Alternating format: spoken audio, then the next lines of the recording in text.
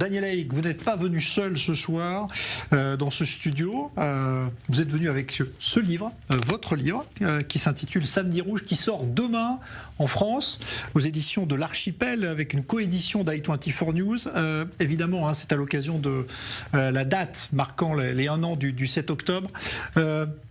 Samedi Rouge, ça relate quoi? Qu'est-ce que vous avez relaté dans cet ouvrage? Ce livre, c'est aussi un peu le vôtre, Jean-Charles, parce que effectivement, au cœur de cet ouvrage, il y a les témoignages que vous, Jean-Charles, vous avez recueillis dans le Prime pendant de longs mois après le 7 octobre, des témoignages de rescapés du 7 octobre, des témoignages de soldats qui ont combattu le 7 octobre, des témoignages par la suite même proches d'otages, de familles d'otages, des otages eux-mêmes qui ont été libérés. En tout cas, énormément de témoignages que vous avez recueillis, nous les avons ensemble sélectionnés, nous avons choisi les plus émouvants, et ils sont tous émouvants, ces témoignages.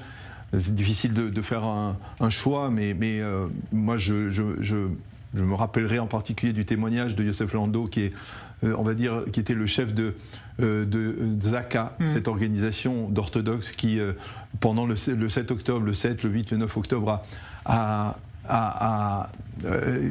tenté d'identifier des centaines de corps qui avaient déjà tout vécu, qui avaient vécu à New York le 11 septembre, et qui a raconté ces semaines qu'il a passées, en particulier à Shoura, dans cette immense morgue qui avait été installée par l'armée israélienne.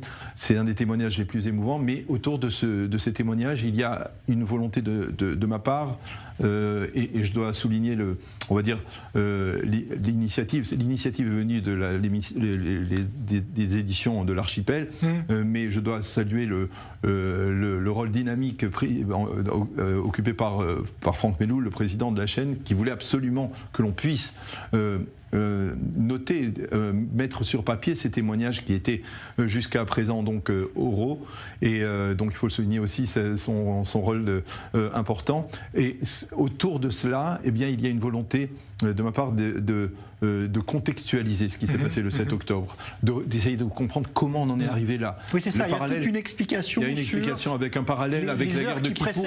Et la période qui précède le 7 octobre. Les heures qui précèdent ressemblent étrangement à ceux qui ont précédé 50 ans auparavant avec la guerre de Kippour.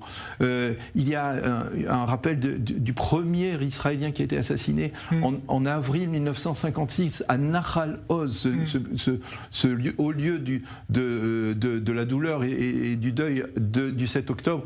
Déjà en avril 1956, un Israélien, Roy Rothberg, avait été assassiné de manière horrible à l'époque.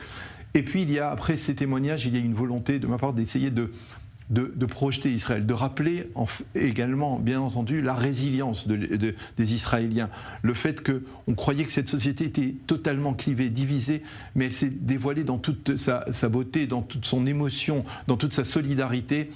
Solidarité au combat, bien entendu, mais solidarité également à l'arrière. Et puis, il y avait derrière cela aussi, il y a aussi derrière cela une volonté de parler des enjeux d'Israël, enjeux sécuritaires, enjeux politiques, enjeux communautaires, enjeux identitaires. Nous aurons l'occasion de développer ces sujets. Oui, vous serez chez Nathalie Nagar. Voilà, avec Nathalie Nagar dimanche soir pour rentrer un peu plus dans le cœur de cet ouvrage. Mais je pense que c'était important de l'écrire. C'était pas facile à écrire après le 7 octobre.